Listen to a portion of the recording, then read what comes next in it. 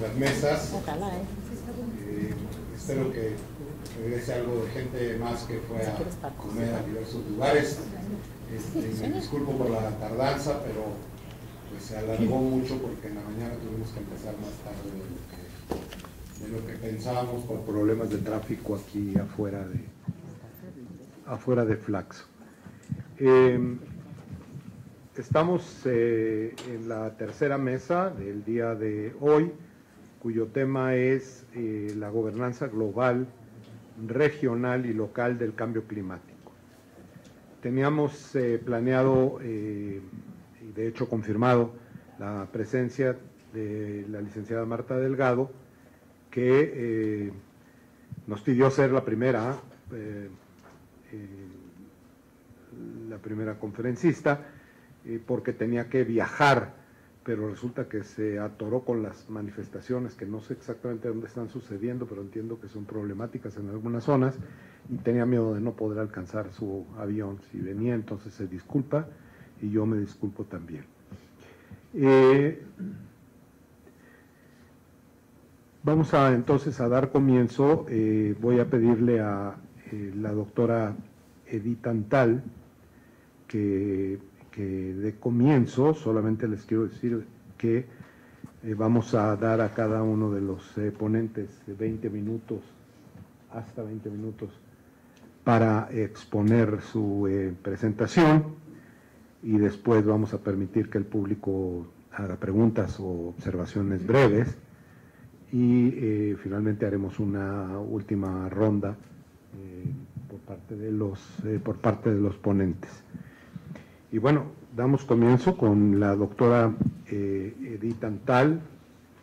La doctora Edith Antal es investigadora titular de tiempo completo de la UNAM, adscrita al CISAN, es miembro del Sistema Nacional de Investigadores Nivel 2 y de la Academia Mexicana de Ciencias. Estudió distintas áreas de las ciencias sociales en la Universidad de Ciencias Económicas de Budapest, la UNAM y la UAM, licenciatura en Economía, maestría en Ciencias Políticas y Sociales y doctorado en Relaciones Internacionales, así como estudios de maestría en Filosofía de la Ciencia, imparte cátedras, tutora del programa posgrado de la Facultad de Ciencias Políticas y Sociales en la orientación de Relaciones Internacionales. Enseña diversas materias, ha trabajado sobre temas como la cooperación ambiental en la frontera México-Estados Unidos, cambio climático, políticas de biotecnología, etcétera. Algunas de sus más recientes publicaciones son Cooperación en Ciencia y Tecnología en América del Norte y Europa, la edición e introducción de un número especial de la revista Norteamérica sobre cambio climático en América del Norte, y otra serie de publicaciones que no detallo para dar más tiempo para las presentaciones de los ponentes. La doctora Antal va a hablarnos sobre la gobernanza climática multinivel. Doctora Antal, por favor. Muchas gracias. Bueno, agradezco la invitación de poder estar aquí en esta mesa que vamos a hablar de la gobernanza, ¿no? Yo, de mi parte, bueno, estaba pensando exactamente de qué hablar, porque el título puse gobernanza multinivel, que a ciencia cierta nadie sabe qué es exactamente, pero hay muchas preguntas. Entonces trataré de hablar un poco en general y, bueno, poner mis dudas y básicamente demostrar por qué es tan difícil estas bonitas ideas como la gobernanza multinivel, llevarlo a cabo en países como México, por ejemplo, ¿no? Siguiente, por favor. Bueno, en mi plan de presentación, primero voy a pasar unas láminas, qué es la gobernanza multinivel, después un resumen de la política y la actitud de México hacia el cambio climático, el nivel de política internacional, cuál es la idea de la política pública, la ley, instituciones, etcétera. Y después un poco la evolución de la gobernanza y de los actores, de la percepción y concepción que México tiene de cambio climático, muy brevemente cooperación en América del Norte y sacar unas conclusiones teóricas y prácticas. Siguiente, por favor. Bueno, la gobernanza multinivel es una concepción que proviene de las instituciones, como la OCDE, la Unión Europea y otras instituciones, y se refiere a articulación de los niveles de gobernar, nivel local, nivel global y los intermedios. Básicamente habla, digamos, la diferencia entre gobernar y gobernanza sería que no se trata de actores estatales y gubernamentales, sino de otros. Se refiere a la cooperación a nivel vertical y a nivel horizontal, tanto a nivel nacional, internacional, nacional y local. En nivel vertical se entiende nacional y subnacional, en nivel regional y local, y a nivel horizontal se entiende básicamente la cooperación y la formación de redes transnacionales entre ciudades, entre regiones, entre diferentes entidades. Ahora, lo que pongo abajo en rojo, estas son las ideas críticas, digamos. Bueno, es un discurso muy bonito, pero tiene muchos condicionantes, o sea, es una especie de normatividad que es lo que sería bueno que pase, pero en muy pocos lugares del mundo pasa, ¿verdad? Entonces, aquí están, a mi juicio, los condicionantes críticos. Se requiere de una autonomía en planeación, estrategia regional. Para empezar, una planeación estratégica y regional, y tener autonomía en eso. Se requiere de institucionalización de diálogo entre actores, ciudadanos, asociaciones, empresas, etcétera. Primero, la constitución de estos como actores y la institucionalización del diálogo entre ellos. Y canales de comunicación efectivas y alto grado de participación de todos los actores, la inclusión, un sistema político que permite desde luego la inclusión de todos los actores. Que ya de entrada pues son condiciones que pues podríamos pensar uno por uno que quién los cumple. Segundo, por favor, siguiente. Hay un poco de diferencia en la Unión Europea, que es lo que se entiende en gobernanza multinivel. Lo que sí es rescatable, a mi juicio, que se trata de un proceso en torno a definir quién tiene autoridad y legitimidad para proponer las reglas del juego. ¿Quiénes son los que tienen autoridad? ¿Quiénes se legitiman para ser actores válidos para discutir sobre ciertos temas, ¿no? Entonces tiene estos dos niveles de federalismo y nuevas esferas, incluso la creación de nuevas esferas de autoridad. Siguiente, por favor. Ahora, según el libro blanco del Comité de las Regiones de la Unión Europea, se trata de una nueva forma de gobierno, ¿no? Dicen forma. Entonces se refieren a que la complejidad de los problemas de hoy en día es tal que ningún actor por sí solo tiene suficiente conocimiento para solucionarlos. Eso sería un poco el punto de partida, que, bueno, aquí lo que se ve es que se trata realmente de tecnificar los problemas, ¿no? O sea, no tanto politizar, sino como si fueran técnicos. Entonces todos nos reunimos, cada quien aporta algo y a ver si entre todos tenemos la cantidad suficiente de conocimiento de resolver. Pero pues normalmente los problemas no solamente se dependen de una solución técnica, sino de intereses en conflicto y la existencia de conflictos entre actores. De ahí viene el problema. Bueno, en segundo nivel, la gobernanza, ellos dicen que es un sano equilibrio entre Estado y sociedad y mercado, que constituye un cambio sustancial entre Estado y sociedad. Bueno, pues también en sociedades conflictivas, pues buscar un sano equilibrio entre Estado y sociedad, pero es la historia de todas las ciencias sociales, de todas las teorías de poder y de sociedad, de todo a lo que nos dedicamos, ¿no? Luego, el instrumento para crear este tipo de soluciones serían las redes mixtas entre público y privado, donde muchas veces los sectores privados llevan la primacía. Ahora, el resultado de esta interacción a través de las redes serían las políticas públicas. O sea, ya no una especie de imposición de un Estado burocrático jerárquico, sino una especie de concertación entre una serie de actores. Y este proceso de interacción entre actores podría ser concebido también, según la teoría, como creación de responsabilidades comunes. Y los principios en lo que se basaría esta nueva forma de gobierno sería la existencia de una democracia representativa, además participativa. Principios de transparencia, de rendición de cuentas, de eficacia, de coherencia, de subsidiariedad, que bueno, pues son, digamos, la perfección, así como en el mundo de hadas, ¿no?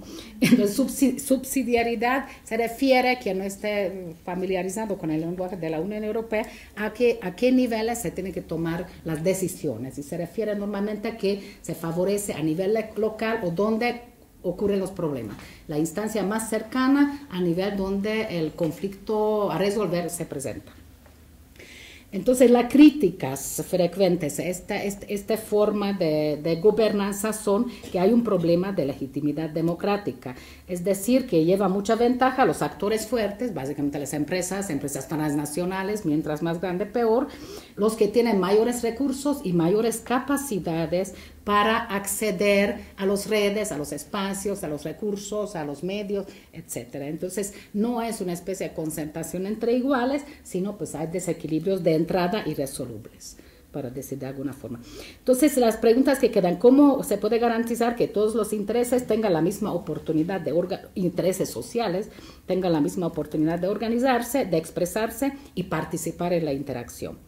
¿Cómo asegurar que los intereses de los actores responden al interés público en general? O sea que, bueno, si uno de los intereses de algún actor privado prevalece, que muchas veces pasa en los temas ambientales, pues cómo pensar que es igual el interés de este actor al interés del público en general, ¿no?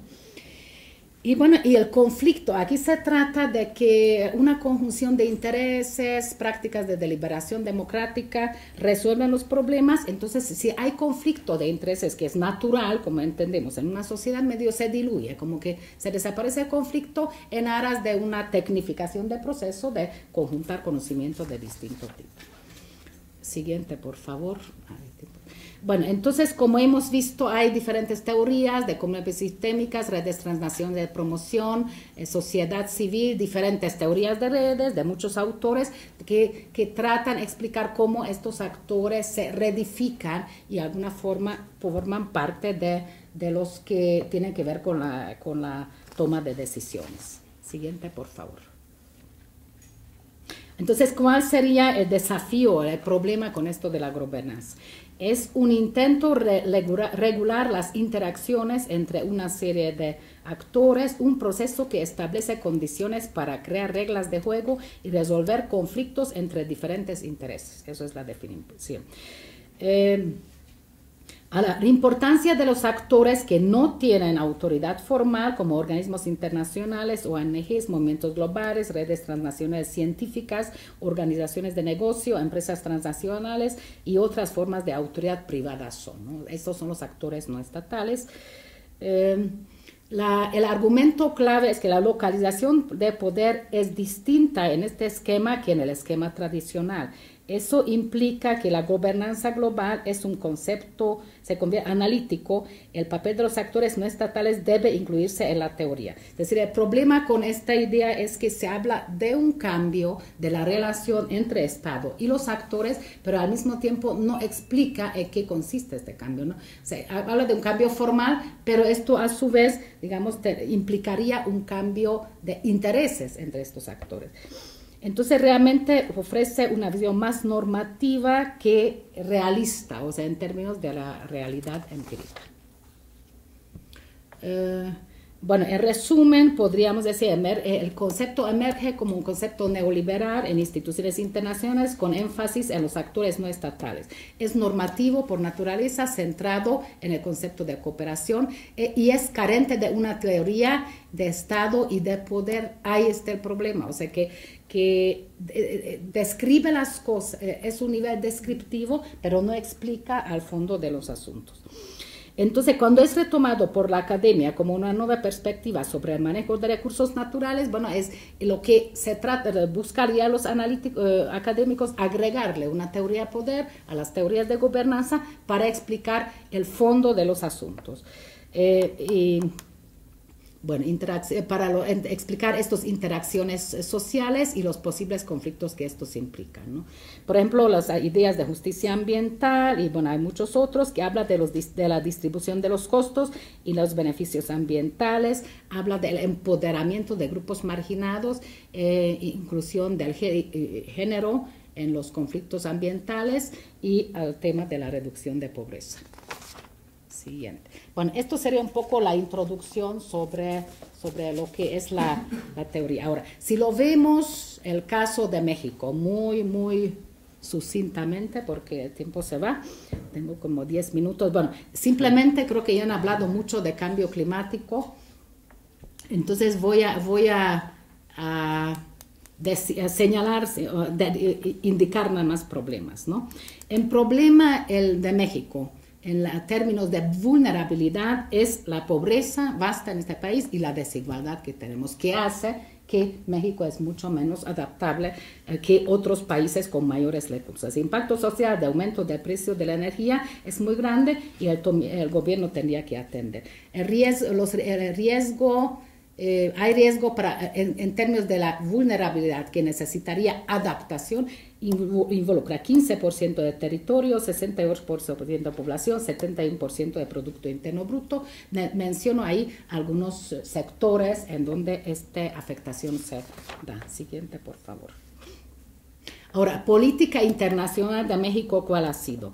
México esperaba ser beneficiario de fondos de apoyo como país, por un lado, mega diverso en biodiversidad, diversidad agrícola incluso, y un país altamente vulnerable. Pues sabemos que es firmante del protocolo, pero como país en desarrollo no tenía obligaciones, entonces su interés de participar era esperar estos fondos, los beneficios. Se hizo las 5 comunicaciones, en la PIC participan muchos científicos mexicanos, normalmente también ha seguido la línea de Estados Unidos, al menos nunca estuve en contra, ¿no? Sino completamente de acuerdo. Sus metas son aspiracionales, o sea, más o menos, así los llaman, aspiracionales, bueno, siguiente, por favor. La Ley General de Cambio Climático, bueno, por lo menos en términos de América del Norte, que creo que aquí después van a hablar de este contexto, pues eso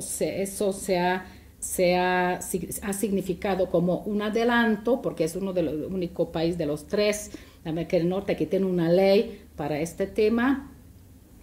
Pero es básicamente concebido, si uno lo analiza en detalle, para implementar tratados internacionales, no tanto atender problemas nacionales, sino para dar seguimiento a los tratados internacionales. ¿Cuál es su objetivo? ¿Cuáles son los instrumentos? Inventario nacional de emisiones, registro nacional de emisiones, que sería obligatorio, serían sus mayores logros, que crean las condiciones para más adelante formar un comercio de carbono, un comercio de permisos de emitir. Bueno, ahora está en proceso de implementación. Siguiente. Ahora, estos siguientes láminas que voy a pasar es simplemente darse cuenta que cuál es la estrategia de cambio climático y el sistema nacional de cambio climático, que es muy complejo y establece aquí, por ejemplo, dice que con transparencia, acceso a la información y participación social. Pues el nivel de declaratoria lo tenemos, todo lo que dice el requerimiento de una gobernanza multinivel, pero bueno, ya sabemos que llevarlo a práctica, este tipo de asuntos es lo problemático. Entonces, bueno, siguiente, no lo voy a... Sistema nacional. Bueno, se crea un sistema nacional, es muy globalista, que viene de arriba hacia abajo, digamos, no de abajo hacia arriba. La planeación cuenta con una comisión, crea una comisión intersecretarial con 12 secretarías, tiene un consejo con 15 miembros, digamos, de un órgano de consulta con 15 miembros de prestigio en el tema. Instituto se cambia de nombre y de función el Instituto Nacional de Ecología y Cambio Climático, cuya función sería generar estudios, investigación y elaborar metodologías y tecnologías para el cambio climático, para medición y monitoreo, y el levantamiento nacional de emisiones, evaluar la estrategia nacional, etc. Y menciona también que los gobiernos estatales, asociaciones nacionales, autoridades municipales, a todos los niveles participarían. Lo que no dice muy bien cómo y qué va a pasar con una tremenda organización de cambio climático, cuando para otros temas igualmente importantes, pues sabemos que es el gran problema de funcionamiento del sistema político. Siguiente. Bueno, aquí está el marco institucional del Sistema Nacional de Cambio. Todo el mundo está implicado de alguna forma, desde más arriba hasta el más abajo del poder. O sea, en términos de esquema existe, pero cómo llevar esto a cabo con estructuras rígidas, jerárquicas y verticales, normalmente no horizontales, ¿no? Siguiente, por favor, Comisión Intersecretarial del Cambio Climático. Pues bueno, aquí también se ve cómo estaría. Es un complejo teórico sistema, pero qué tanto realmente es posible que este tipo de relaciones entre diferentes niveles de poder en México funcionen. Siguiente, estos no elaboré yo, estos provienen toda esta fuente de la Estrategia Nacional de Cambio Climático. Todos estos esquemas, todo muy bien arreglado, muy complejo y difícil realmente operarlo. Siguiente, por favor. Entonces, las críticas a esta política han sido que la inconsistencia que existe entre el Plan Nacional de Energía y la Estrategia de Cambio Climático. Hay una necesidad de integrar los intereses elaborados por diferentes sectores, ¿no? Y el sector energético impulsa proyectos sucios y peligrosos, el gas shale, extracción de crudo en aguas profundas, etcétera, que desde el punto de vista pues, de ambiental sería otro muy criticado. Estrategia omite diferencia entre energía limpia y renovable. Tener programas no es suficiente, el problema es la aplicación transversal del cual habla este proyecto a los diferentes niveles de gobierno. Y algunas otras críticas que básicamente Greenpeace México había elaborado. Siguiente, por favor. Recomendaciones de la OCDE. También ha revisado las políticas, la estrategia de cambio climático, todavía elaborado con el gobierno anterior, y se hizo muchísimas observaciones. Los más importantes eran los siguientes: esclarecer el objetivo y metas de reducción. O sea, estamos en el discurso total, en la planeación, en el cielo, pero ni siquiera se establecen objetivos claros y mucho menos metas, es decir, pues digamos, metas de alcanzar mesurables en términos numéricos expresados, que es lo que se quiere, y por sectores de la actividad. Entonces sería, incluso recomienda identificar medidas económicas más concretas definidos en sectores distintos. Habla de un restablecimiento del sistema de comercio de emisiones que Pemex había reportado para la OCDE, sí, desde hace mucho tiempo. Entonces que habría que retomar esto, que ya desde luego no existe, y extenderlo hacia otros sectores. Habla también de eliminación gradual del subsidio a precio de energía, que como ya hemos mencionado es crítico en un país con estos tipos de problemas que tenemos.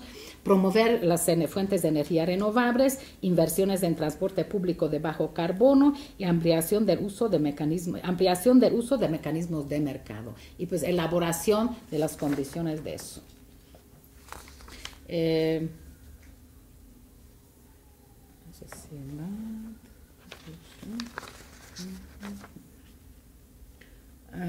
Bueno, este cuadro lo podríamos, bueno, esto fue a mi juicio la evolución del asunto de cambio climático en México, que en un principio fue manejado por científicos. El doctor Carlos Gay, que es uno de los organizadores de este congreso, pues puede contar de esto, porque básicamente fue él quien participó en este asunto, pero era muy interesante quiénes fueron los actores. Entonces se presentó también en términos científicos, técnicos, de resolver un problema. En una segunda fase pasó a ser, a mi juicio, un asunto político, que era una especie de lucha entre Secretaría de Energía y Secretaría de Medio Ambiente. Y la tercera parte, en lo que estamos ahora, el tercer cambio, es una especie de convertir un problema político en una oportunidad de negocio para las empresas. O sea, como un problema que antes se presentó como un asunto, como un riesgo, como un desafío, ahora es visto como no tanto tarea para el Estado, sino para las empresas, para cómo ganar mercado a través de los bonos que se puede emitir. Entonces sí podemos observar, no es único en México, ha pasado en varios países, pero sí hay una sensible cambio de percepción. Siguiente, por favor. Ahora, sociedad también uno puede revisar. En mi opinión, la opinión pública es bastante cambiante, depende mucho, no en mi opinión, según los datos que existen sobre eso, depende mucho en qué momento se mide la opinión pública, que tanto la ciudadanía mexicana realmente se interesa en el tema. Los ONGs y los grupos ambientales no es un tema demasiado importante, grupos realmente bien formados hay muy pocos.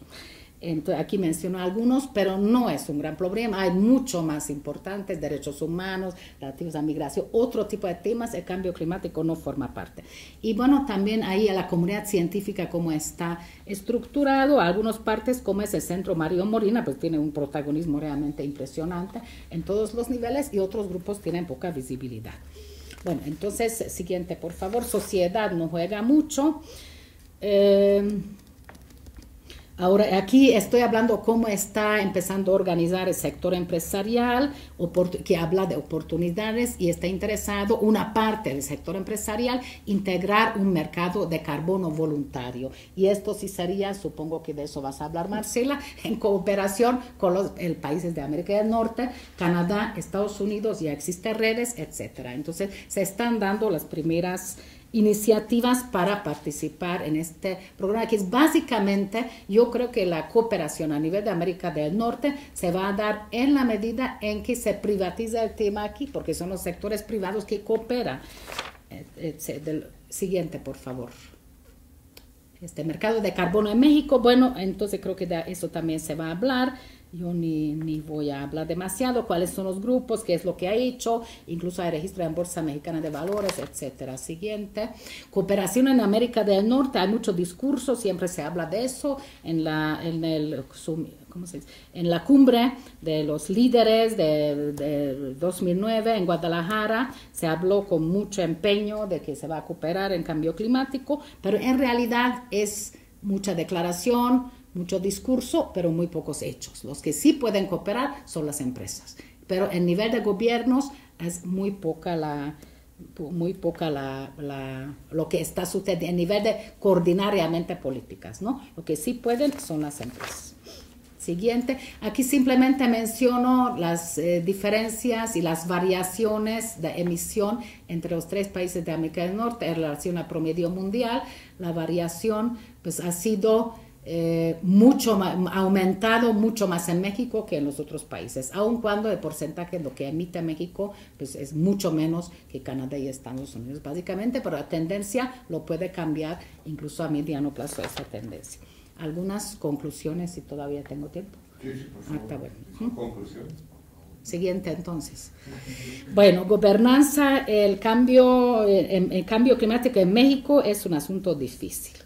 La clave sería la reforma de impuestos, eliminar subsidios, que es una tarea muy difícil por alto impacto en el país de amplia desigualdad y vasta pobreza.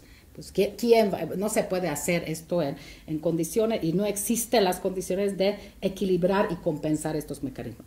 Falta de fuerza y capacidad de la sociedad civil, falta de autonomía de las empresas y falta de un Estado fuerte que podría, digamos, implementar políticas de un nivel realmente de interés público. El papel y dominio de los sectores ha ido cambiando, esto ya lo había señalado, que como de un asunto científico a través de lo político hemos llegado a un asunto de negocios, un asunto económico básicamente para el sector privado. Cooperación en América efectiva en América del Norte, bueno, ya más o menos he señalado también. Siguiente, por favor, que ya es la última. Conclusiones a nivel teórico, entonces a nivel de gobernanza multinivel. Hace falta que visiones descriptivas de gobernanza ambiental incorporen teorías que expliquen la naturaleza del poder, funciones de Estado y la fuerza de los actores no estatales y las nuevas relaciones del poder. Ahora, la conexión entre distintos actores, niveles, conocimiento, experiencia y flujos de información, creo que es siempre benéfica en cualquier sistema, incluso en caso cuando hay conflicto. Pero eso no es necesario para resolver los conflictos. O sea, no se puede confundir con que expresar o juntar los conocimientos de diferentes actores, milagrosamente desaparecen los problemas. La creación de nuevos espacios de liberación, si eso es exitoso, eso sí puede conducir a democratización de la gobernanza ambiental. Eso es un poco la apuesta de la gobernanza. Entonces, de alguna forma, lo que había retomado de alguna autora aquí de Bárbara Hogenbo, las preguntas de investigación siguen en términos de América Latina, no solamente en México, las mismas. ¿Cómo se puede resolver la incompatibilidad entre distintos sistemas de producción y concepciones de la naturaleza? Lo que hay atrás de los diferentes actores que están en conflicto en tema de cambio climático. ¿Cómo crear estrategias de desarrollo estructurales y locales y al mismo tiempo promover eficientemente la justicia ambiental? Cómo convertir el asunto global de cambio climático en una oportunidad para el desarrollo económico y social en nivel local. Bueno, con eso terminaría y muchas gracias.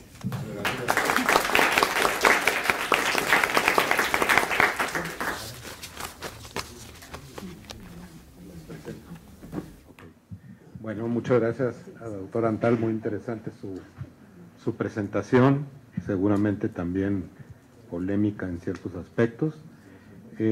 Vamos a oír ahora la segunda intervención, que es producto del trabajo de dos colegas, a quienes voy a presentar rápidamente.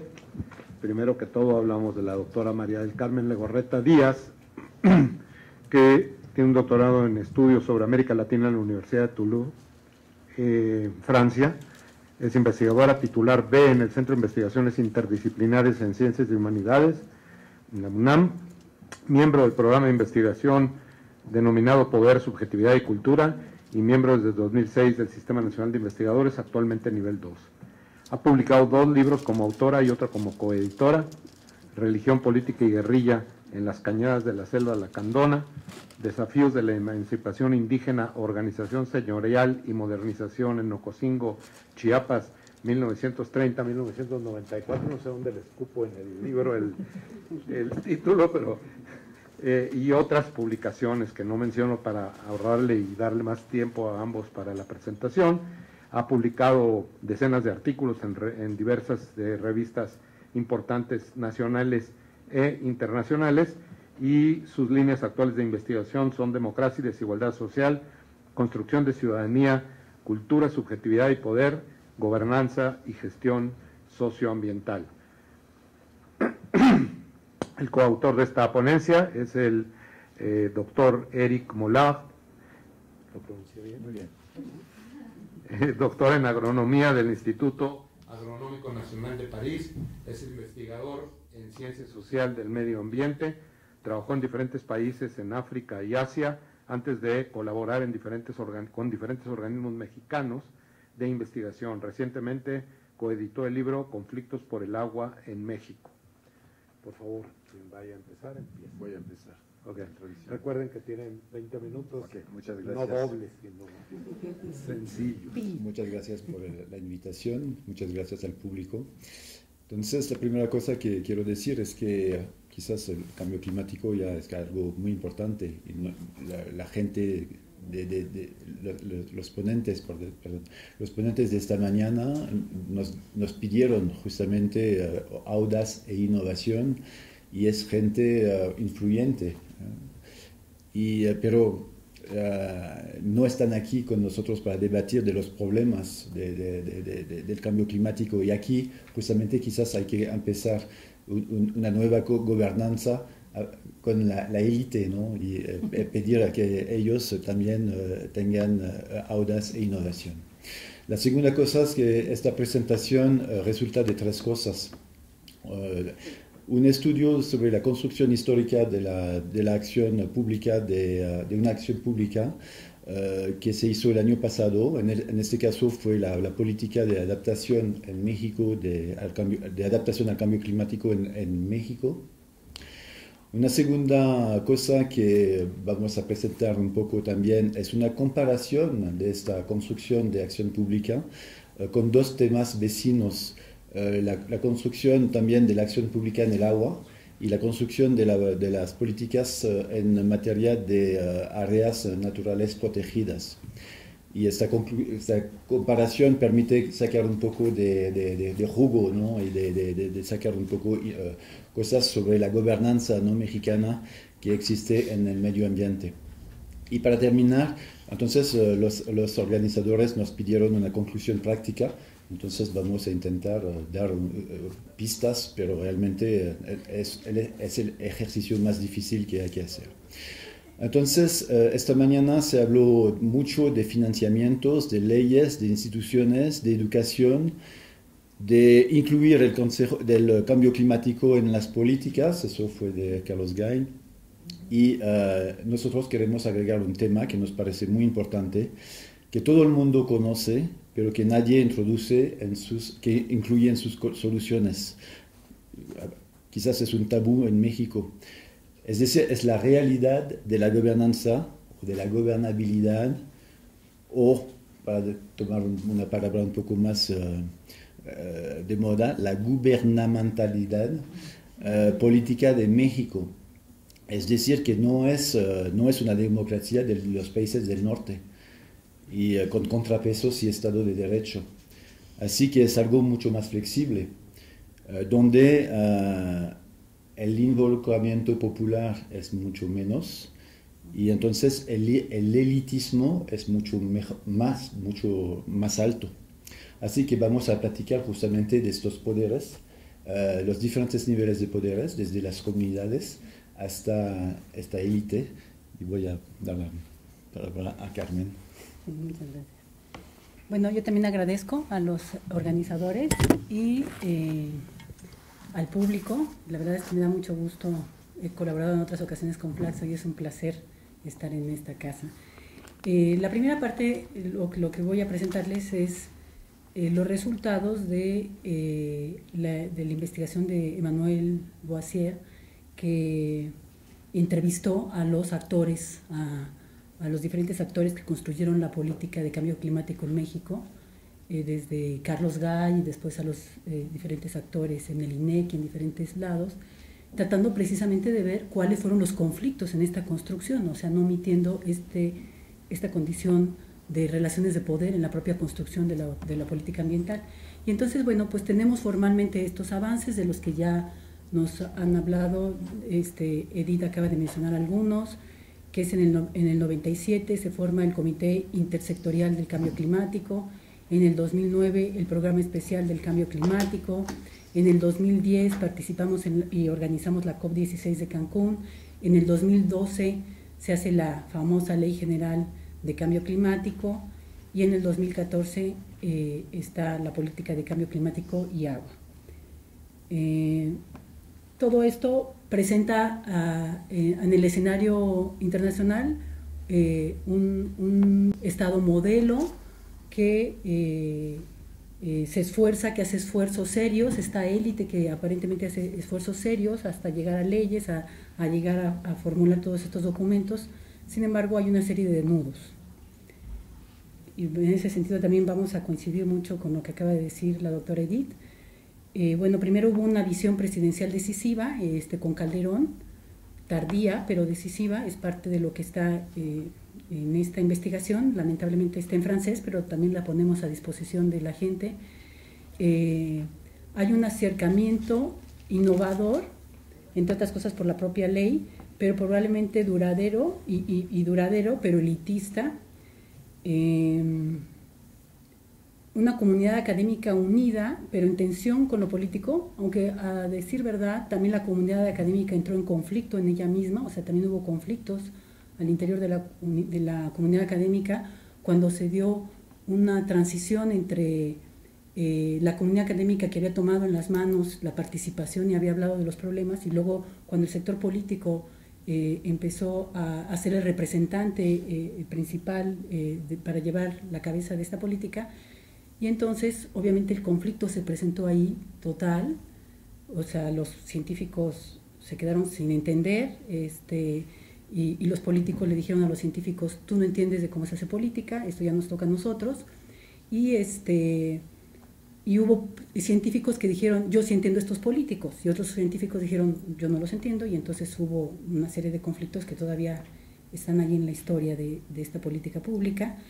Luego hubo una administración reactiva y competente, o sea, con todos estos documentos que, por ejemplo, la doctora Edith nos ha mostrado, toda esta comisión intersecretarial, etcétera, etcétera, pero en la realidad poca coordinación. Y también en la realidad Lo que encontramos en las entrevistas fue que la gente dijo, esto ya lo veníamos haciendo, por ejemplo en agua, por ejemplo en áreas naturales, pero ahora pongámosle que es para cambio climático. O sea, realmente no hubo un esfuerzo de decir qué necesitamos, dónde están los problemas y verdaderamente aterricemos. Y en este sentido también aprovecho para decir rápidamente que en especial al sector político cuando les entrevistamos y a todos en especial, el tema de la adaptación les costaba mucho más trabajo que el tema de la mitigación, porque el tema de la adaptación implicaba todas las relaciones de poder, todas las relaciones políticas con las comunidades, etcétera. Entonces, mientras estuvo más en el tema de la mitigación, estaban mucho más tranquilos políticos y científicos del área naturales. Este último tema, una política pluralista, pero esto que decía Eric Molar y que también decía ahorita Edith, la falta de contrapesos reales de la sociedad para que verdaderamente se cumpla lo que se dice en las leyes, etcétera. Y no nada más estos contrapesos de una opinión pública con el poder, con la capacidad para exigir, sino también no hay una suficiente sanción en los procesos legales, en las leyes. Siempre hay fugas para que pues no haya castigo a no responsables. ¿La que sigue? Y entonces insistimos también, igual que la doctora Edith, en la centralidad de lo político. Esta definición de lo político son poderes poco visibles, pero son determinantes.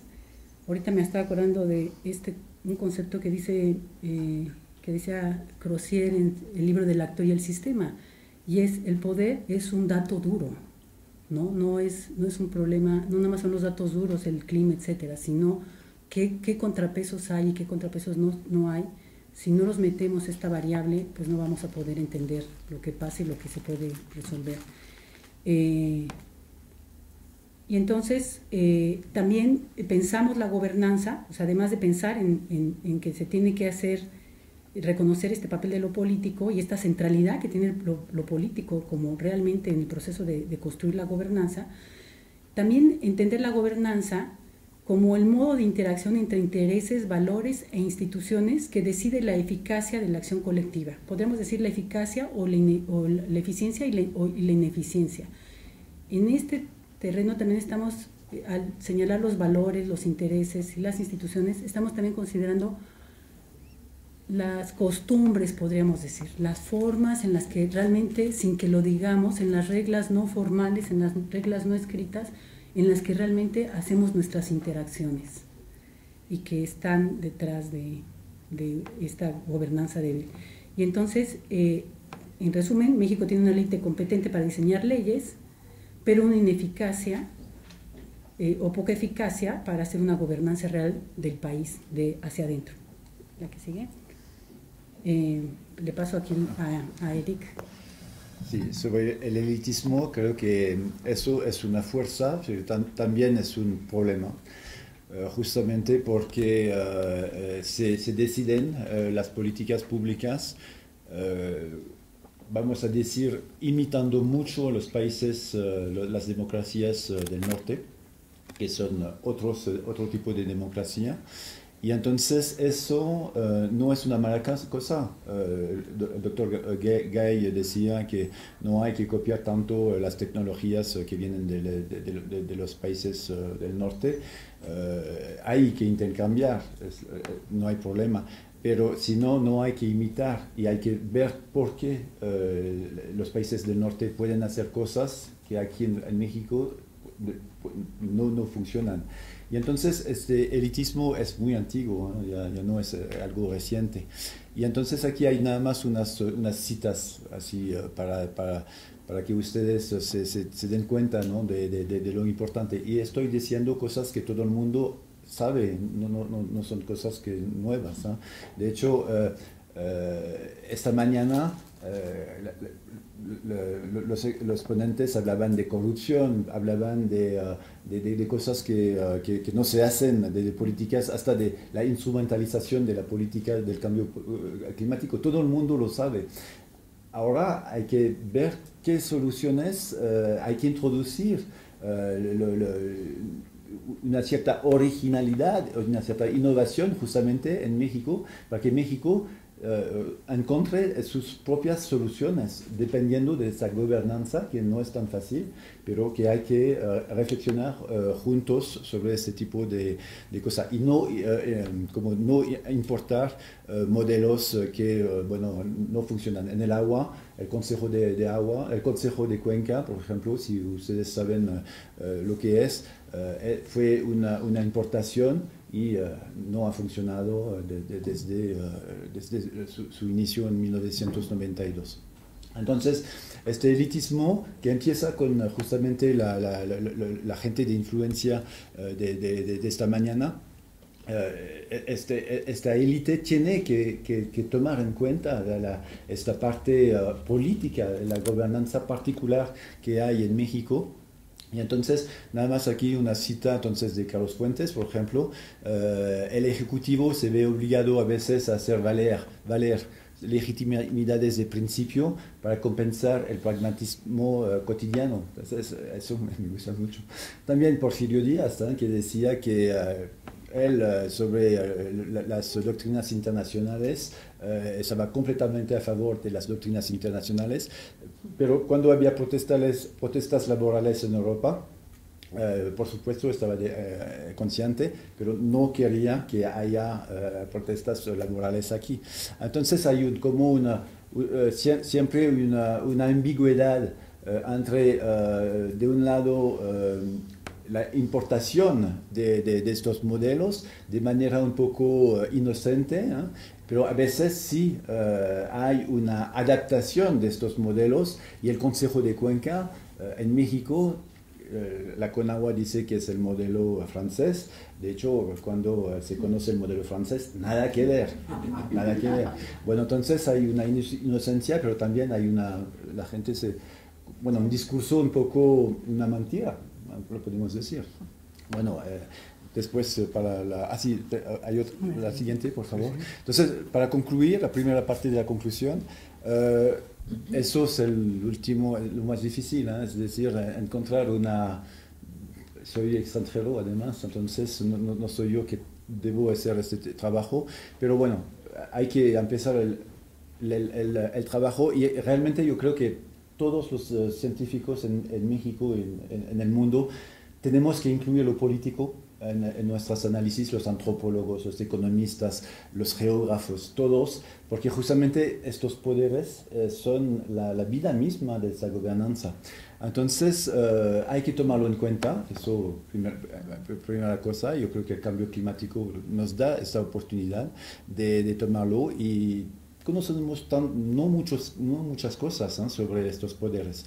Entonces el diagnóstico político es conocido, pero no hay consenso, en particular entre los académicos, sobre la manera de diseñar soluciones, que sean a través de disciplinas científicas o a través justamente de la élite que diseña o que imita modelos de afuera, pero que no toma en cuenta justamente esta gobernanza nacional. Bueno, hay muchas soluciones cosméticas, de buena voluntad, de educación, de ambiental, hay que hacerlo, claro, pero claro que no es suficiente, ya que tenemos 50 años haciéndolo y vemos el resultado. Entonces, la élite justamente construye mucho, la élite nacional construye mucho su legitimidad con las organizaciones internacionales. Eso es un problema. Para mí es un problema porque justamente bloquean toda posibilidad de buscar soluciones nacionales. Eso sabemos que no funciona, cuando se utiliza el Consejo de Cuenca, cuando se dice que hay que hacer participación social. Sabemos en Francia no funciona la participación social. Hay que leer un poco los estudios, no funciona.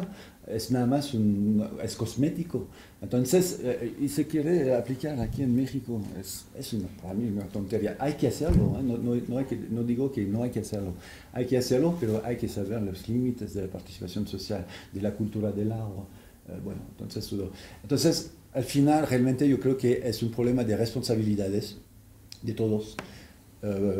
Y yo creo que aquí tenemos que discutir de quién tiene la responsabilidad. No que digo culpable, responsabilidad. Sí, ya es la última parte de las conclusiones. Otros temas que también que podrían ser de la teoría política, pero que también podrían ser de la antropología política, con esta propuesta de que le pongamos el tema del poder a todos los análisis, es a nivel local el poco reconocimiento de muchas de nuestras comunidades de sus propias capacidades, y que lleva a esta tendencia de, pues, para decirlo así, en un lenguaje no académico, de peticionismo. O sea, la esperanza, la creencia en la que terminan enganchándose con todas estas políticas asistencialistas de que les va a llegar una mejor vida desde arriba.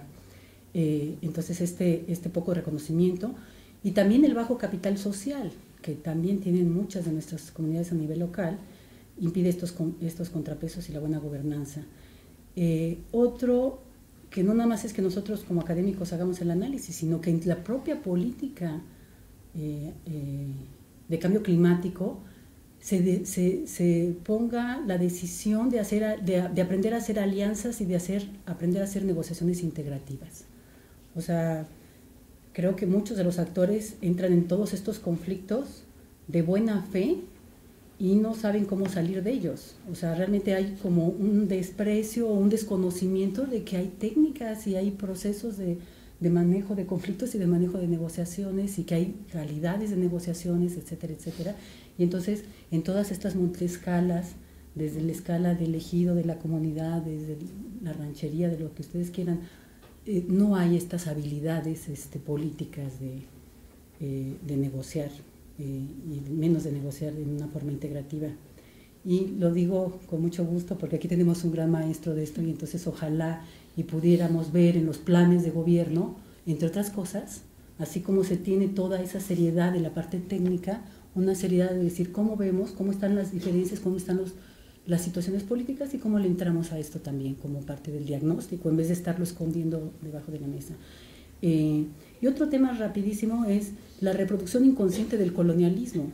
Por ejemplo, en el caso del cambio climático casi no lo vimos en la investigación porque casi no ha llegado a niveles locales, ¿sí? Pero por ejemplo con las políticas de reservas de biosfera o con la del agua, pues lo que vemos es el técnico que va como el todopoderoso a tener la verdad de los conocimientos, y entonces se establece una relación tan asimétrica, independientemente de las otras asimetrías, desde la propia concepción del que sabe y de los que no saben, y entonces se reproduce toda esta, o sea, cómo sacar a estos ciudadanos que creen que necesitan a estos salvadores desde afuera, con todas estas prácticas del Estado que se dan en la práctica cotidiana de la acción estatal. Con eso cerraría. Muchas gracias.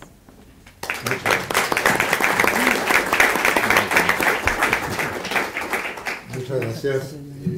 Tengo la última ponente, la doctora Marcela López Vallejo Olvera. Es profesora e investigadora de la Universidad Popular Autónoma del Estado de Puebla, doctora en Relaciones Internacionales por la Universidad de las Américas en Puebla.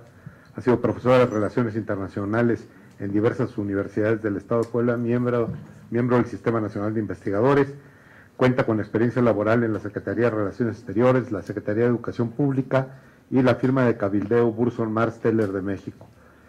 Ella participa en el Consejo Editorial de la Revista Internacional Latin American Policy, ha hecho estancias de investigación en el Oxford Institute for Energy Studies en Gran Bretaña, cuenta con diferentes publicaciones nacionales e internacionales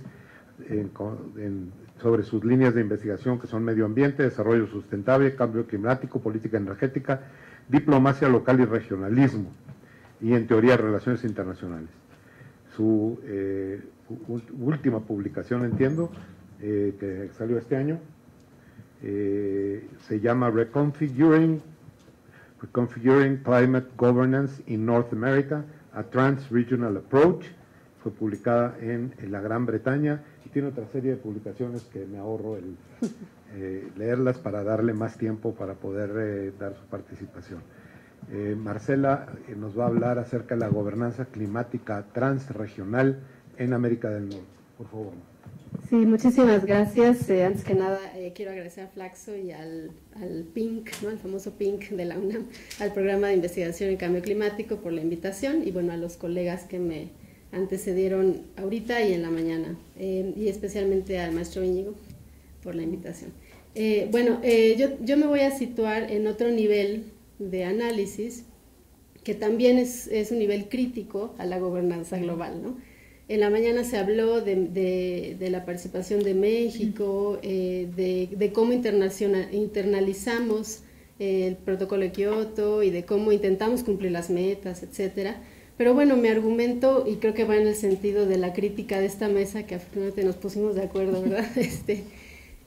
Tiene que ver con que la gobernanza global no ha funcionado, o sea, de plano, ¿no? Y entonces hay que buscar alternativas de gobernanza en otros, ya ni siquiera en otros niveles de análisis, sino en otros estratos de autoridad, quizá comunitario, ¿no? Quizá un poco más gubernamental, el caso de los estados o municipios, bueno, yo les voy a platicar sobre cómo se han encontrado estas alternativas transregionales en América del Norte ante la falla de gobierno de Canadá y Estados Unidos, principalmente al no tener leyes nacionales de cambio climático, al Canadá salirse del protocolo de Kioto, etcétera, ¿no? Como algunos actores han encontrado las formas de establecer instituciones de gobernanza, en este caso transnacional y regional, para ejercer su derecho a protegerse del cambio climático, ¿no? La que sigue, por favor.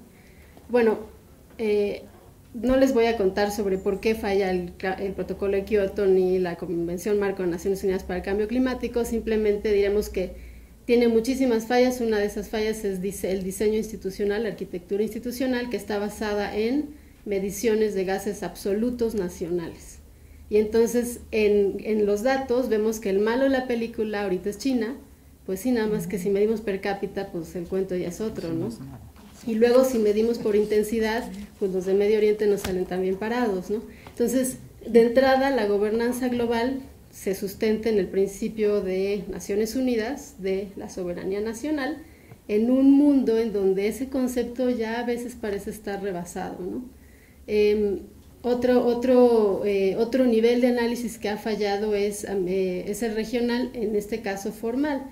Por ejemplo, en América del Norte se crea la Comisión de Cooperación Ambiental y algunas otras instancias, ¿no? El NatBank y algunas otras que pues finalmente no han dado resultados, salvo tener una muy buena base de datos, ¿no? Que es lo único que ha hecho la comisión, pero pues se sigue dejando a la soberanía de cada estado la aplicación de estas cosas. Entonces, otra vez el regionalismo formal en América del Norte especialmente no ha funcionado.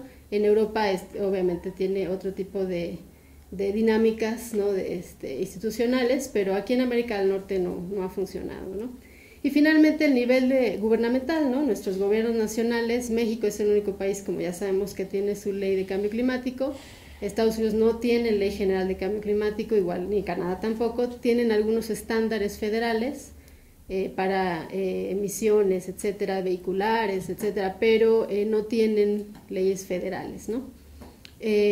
Y bueno, todos sabemos que Estados Unidos no está en el protocolo de Kioto porque su Congreso no lo ratificó, y Canadá en el 2011 se retira del protocolo de Kioto, siendo el principal impulsor, ¿no? En los 90s, se retira porque no puede dejar de crecer a costa de, más bien tiene que seguir contaminando y quemando fósiles para poder ser competitivo, y después sobre todo del periodo de crisis económica del 2008, ¿no? Entonces, bueno, la pregunta que yo siempre me he hecho es, después de 20 años de COPs y después de 20 años de las convenciones marco y después de otros 20 años del TLC y el acuerdo paralelo de medio ambiente, etcétera, en resultados de reducción de emisiones, pues parece que no lo estamos haciendo muy bien. Entonces, ¿qué alternativas puede haber?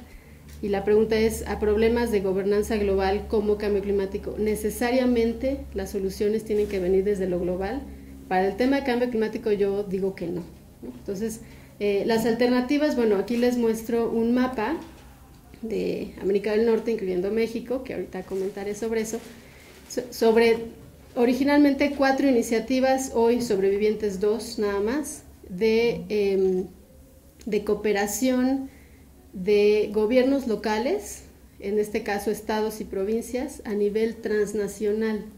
¿Qué quiere decir esto? Que ni Estados Unidos ni Canadá tienen una cooperación bilateral clara y concisa y efectiva de cambio climático, pero sí la hay a nivel de provincias y estados estadounidenses y canadienses.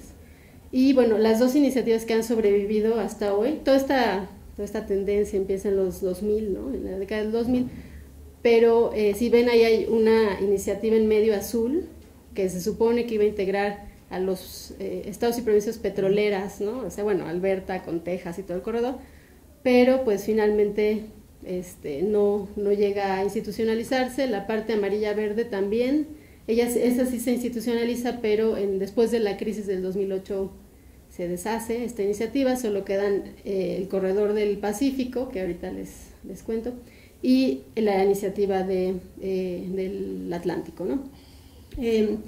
Ahora, para la parte de la iniciativa de la WCI, bueno, aquí originalmente todos los estados y provincias en rojo eran miembros originales.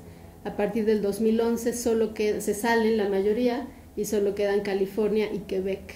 Y entonces el cambio climático en América del Norte, a este nivel de cooperación se da, ahora sí que de orilla a orilla, del Atlántico al Pacífico, a veces casi, o sea, sin mucha coherencia, ¿no? Porque bueno, la lógica de estas iniciativas era que compartían la región en términos ecosistémicos, ¿no? Compartían bosques, entonces compartían posibilidades de absorción de gases, ¿no? Compartían redes eléctricas, compartían posibilidades de integración económica productiva, ¿no? Todos cooperaban verticalmente, etcétera. Y con esta disolución con esto de que se van los otros miembros y nada más queda California y Quebec, pues sí se cuestiona un poco, ¿no?, la solidez de este tipo de iniciativas. La otra iniciativa, la iniciativa regional de gases de efecto invernadero, por sus siglas en inglés, es la CAFECITA, en donde originalmente Ontario y algunas provincias canadienses estaban como miembros. Después de la crisis se salen y quedan como observadores. Pero esta iniciativa sí reúne a 10 estados estadounidenses con observadores, ¿no?, estadounidenses. Y bueno, si ven algunos estados del norte de México, que están ahí en colores más claritos, por ejemplo, los azules estaban de observadores en el corredor azul, ¿no?, en el corredor de las provincias petroleras y estados petroleros, y Baja California en sí actualmente está como observador de la WCI, y es muy sintomático que dos ciudades, Tijuana y Mexicali, que son ahí los puntitos rojos, están conectadas a la red eléctrica de California y en su momento de todo el corredor. Por lo tanto, esa red eléctrica, que era producto de esta iniciativa que ahorita les cuento cómo funciona, generaba cierto porcentaje de energía limpia que Tijuana y Mexicali gozaban. En algún momento eso llegó a ser inconstitucional, ¿no? Pero pues era mucho más barato y eficiente para esas ciudades conectarse a la red de California, de Los Ángeles, etcétera, que conectarse a otro tipo de redes en México, ¿no? Y aparte, pues con eso, California, pues como estado, Baja California, perdón, pues se integraba la reducción de emisiones directamente, ¿no?, en ese corredor. Pero bueno, la que sigue, por favor. Sí. Gracias. Rápidamente, la iniciativa de estas dos, la que mejor funciona es la del Atlántico. Tiene 10 miembros de Estados Unidos y observadores canadienses. Y desde el 2008, esta iniciativa, perdón, no comenté, estas dos funcionan a través de mercados de carbón, en donde en el 2008 empiezan sus subastas de bonos de carbón, y bueno, ahí están los ingresos reportados. Cuando empieza ganan $9 millones, del 2009, 2010, 18, luego 2011 y 2012 baja otra vez a $9 millones. Pero lo interesante es qué hacen con este dinero, ¿no? Porque estas son instituciones de gobiernos locales, gobiernos estatales o provinciales, que se unen, hacen una institución transnacional, digamos, sin importarles sus gobiernos federales, no importa, y ellos establecen los mecanismos de cooperación, los topes de emisiones por sector. Lo que decían en la mañana que hacía falta un enfoque sectorial, aquí está el enfoque sectorial, pero a nivel local, ¿no? Entonces, bueno, lo que hacen es, de entrada ponen metas de reducción. Si se fijan, la meta de reducción, bueno, canadiense, que era una de las más altas, era 6% con base en 1990, y era una de las más altas del protocolo de Kioto. La meta de esta iniciativa es 10%, o sea, las metas son mucho más altas, pero se dan el permiso de escoger en qué sectores, y por ejemplo en esta iniciativa solo se trata el CO2, los otros gases no entran, ¿no? Para 200 plantas eléctricas en la región. Mecanismos que usan son el cap and trade, es decir, establecen un límite de emisiones por sector. Si te pasas, eso lo tienes que, digamos, que vender, bueno, que pagar por, ¿no? En otros, y compensar con otros proyectos en la misma región. Tienen portafolios renovables altísimos. California tienen entre 15 y 30%, es decir, en su mezcla energética. Al 2020 van a llegar algunos estados de esta región hasta 30% de renovables, ¿no? Y bueno, la pregunta es qué hacen con todo este dinero, etcétera. Tienen fondos de beneficio público para reinversión en tecnología y reconversión, transición energética, digámoslo así, en su región, con un mínimo de 25%. Es decir, si yo, estado de Maine, gané $2 millones, pues es el 25% de ese dinero se tiene que ir a transición energética, tecnología, etcétera, ¿no? Descarbonización, bla, bla, ¿no? Hay otros incentivos como reducción de impuestos a biocombustibles, estándares vehiculares, etcétera. Pero lo interesante de estas iniciativas es que todas estas reglas, todas estas normas de gobernanza se establecen desde las autoridades locales, siendo conscientes de que si en la región está un estado que vive por hidroeléctricas y otro que vive de carbón, entre ellos se van a compensar, ¿no? Pero teniendo en cuenta que regionalmente tienen una meta que es 10%, ¿no? Y bueno, esto se puede hacer en regiones donde hay poco consumo de petróleo, en este caso casi todos tienen alto consumo de gas natural y algunos todavía de carbón. La que sigue, por favor. ¿Me apuro? Ay, sí, me apuro. La WCI es un poco menos exitosa todavía porque, como les digo, sufrió un éxodo de estados. Al 2012, California y Quebec, solo quedan California y Quebec, y estados observadores del norte de México. Su meta es todavía más alta y es 15% de reducción al 2020, ¿no? Igual tienen subastas, empezaron separadamente, ¿no? California y Quebec hacían sus subastas, y a partir del 2012 se empiezan a homologar sistemas, y ahora el 19 de noviembre van a tener su primer subasta conjunta, en donde empresas o gobierno quebequense va a poder participar en compensar con empresas y gobiernos de California, ¿no? Tienen los mismos mecanismos, con un pequeño detalle en su mezcla energética. Quebec vive por hidroelectricidad, California vive por energía más limpia, ¿no? Tiene alto porcentaje de renovables, y entonces es muy fácil cumplir estos metas, ¿no? La que sigue, por favor. Ahora, ¿qué hace? O sea, ¿qué nos dicen estas iniciativas, no? Que la gobernanza global, para responder a las necesidades de cambio climático, se tiene que reterritorializar. Porque es muy fácil, ¿no? Digo, en la gobernanza global se dispersa la autoridad y ya, ¿no? Ya, entonces, si es de todos, pues no es de nadie. Y entonces, ¿a quién le pides cuentas? Ahora, estas iniciativas te dicen, pues, ¿a quién le pides cuentas? Al último nivel de autoridad gubernamental, que son los estados y provincias. ¿Por qué? Porque los gobiernos federales no han podido con esto, ¿no? Se adapta a realidades económicas bueno, en este caso América del Norte, ¿no?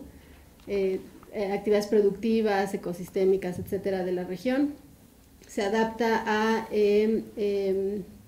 participación ciudadana y social. Y bueno, finalmente hay rendición de cuentas porque la instancia que representa al Estado, la provincia en esto, es tu gobierno estatal. Entonces, tu ciudadano de California puedes pedirle cuentas a California sobre lo que está haciendo en el WCI, ¿no? Entonces, finalmente es muy simpático, ¿no? Porque se supone que en la gobernanza todo se privatiza y esta palabra que nos da mucho miedo, ¿no? Y de repente hay iniciativas en Estados Unidos y Canadá, el corazón liberal y privatizador y lo que sea, que lo hacen al contrario, ¿no?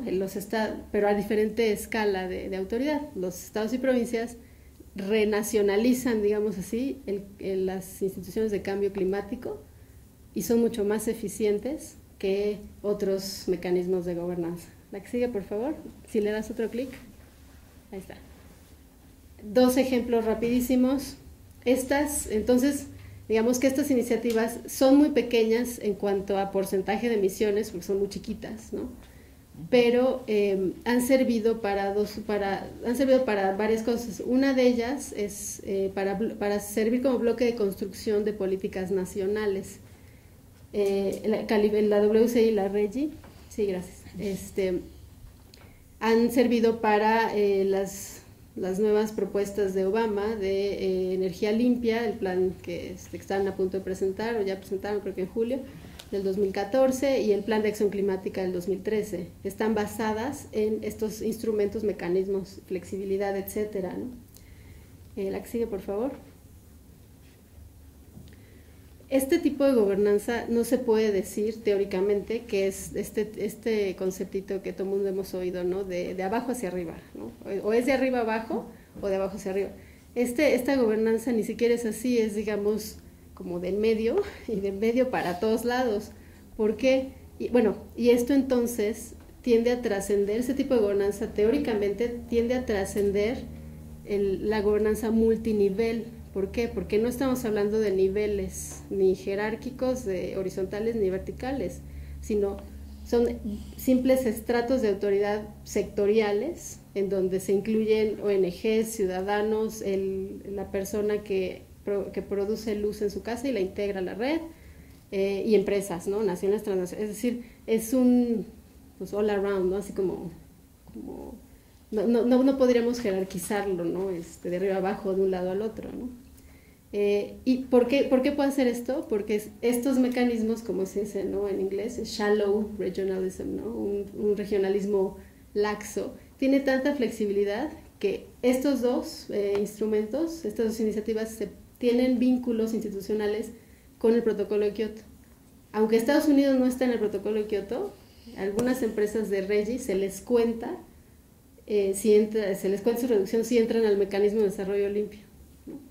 Entonces, sí retan mucho a la autoridad soberana, ¿no? Tienen vínculos con sus gobiernos nacionales, con la Unión Europea, con otros mercados de carbón, etcétera, ¿no? Y bueno, entonces se institucionaliza este tipo de transregionalismo. La que sigue, por favor. Ahora, obviamente esto tiene muchos problemas. Y aquí quiero hacer un comentario sobre México, ¿no? Porque a veces estas iniciativas que en algunos lugares funcionan, para integrar a los observadores mexicanos todavía será un poco complicado, pero bueno, no sé si a lo mejor algunos de ustedes están interesados. En Estados Unidos, especialmente, estas asociaciones violan algunas leyes comerciales, así directamente, ¿no? Violan algunas leyes de federalismo, ¿no? De Estado de Estado federal con Estado, entidad federativa. Tienen algunos problemas de precios de los bonos, ¿no? Todos sabemos que si el precio del bono es muy bajo, pues desincentiva el mercado, ¿no? Algunos de ellos tienen problemas de irrobustez institucional porque hay crisis o político-económica y los estados corren o cambian de partido y se van, ¿no? Entonces, y la cobertura, ¿no? La cobertura representa muy poquitos gases de efecto invernadero para todo el esfuerzo institucional que se hace, ¿no? Y bueno, el reto es, hay una propuesta de Obama de incluir a las primeras naciones, a las comunidades, tanto en Canadá como en Estados Unidos, a los mercados de carbón, es decir, todavía incluir otro nivel de gobierno, ¿sí? Primeras naciones canadienses y estadounidenses, como otro actor gubernamental para este tema, ¿no? Y ahí pues ya está México ahora con la reforma energética, en donde los estados ya van a poder gestionar sus recursos. Entonces, a lo mejor en los estados, especialmente en Baja California, que le vende toda la energía limpia a Estados Unidos precisamente para esto, para limpiar California y todo esto, pues a lo mejor está en su interés integrarse, porque todas las metodologías con las que los de estados del norte hicieron sus registros de emisiones, sus planes de acción climática, etcétera, fueron financiadas por la EPA o por California. Entonces ya están prácticamente listos, solo esperando que la reforma energética en este tema empiece a funcionar para descentralizar la gestión energética en México, ¿no? Entonces yo creo que en un futuro no muy lejano vamos a ver que algunos estados prefieran integrarse a esos mercados y a esos mecanismos que seguir políticas nacionales que están traslapadas y que tienen muchos problemas, ¿no? La que sigue creo que es todo. Gracias.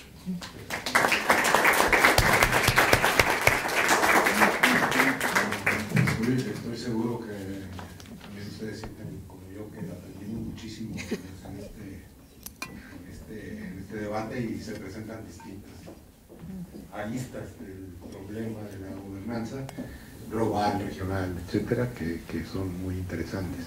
Tenemos ahora un espacio para preguntas y después haremos una ronda más.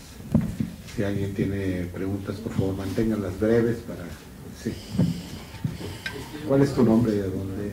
Carlos Alvarado. Ok. Bueno, vengo de la UAM. Mi pregunta es para la doctora Marcela López.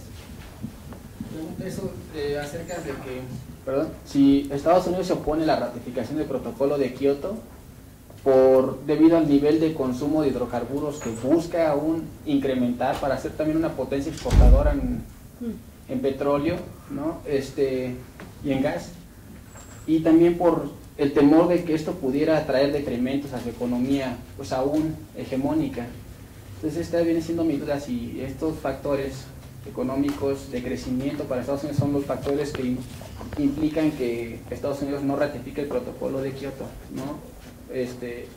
Y bueno, ¿y qué tanto peso tienen sus transnacionales petroleras, ¿no?, sobre el gobierno de Estados Unidos para esto, ¿no? Porque creo que con Clinton, por ejemplo, había todavía mayor cooperación, ¿no?, para ratificación del protocolo de Kioto, pero con Bush las petroleras jugaron un papel clave, ¿no? Entonces no sé qué tanto influyen.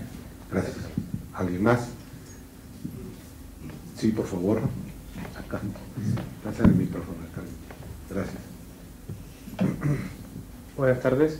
Mi nombre es Facundo Quinteros, del Instituto Mora, maestría en Cooperación Internacional para el Desarrollo. Mi pregunta es, teniendo en cuenta que el mecanismo voluntario de carbono sigue los mismos lineamientos del mecanismo de desarrollo limpio, ¿cómo se espera instrumentar en México después de París? ¿Qué es lo que se espera? Si se espera seguir bajo un mecanismo de desarrollo limpio, si seguimos bajo un mecanismo voluntario de carbono, y más teniendo en cuenta que no está regulado el mercado voluntario de carbono, sin embargo está funcionando, y bueno, como abogado creo que no siempre regular es lo correcto. Entonces esa pregunta es para Marcela también, a ver qué opina de eso. Gracias. ¿Alguien más?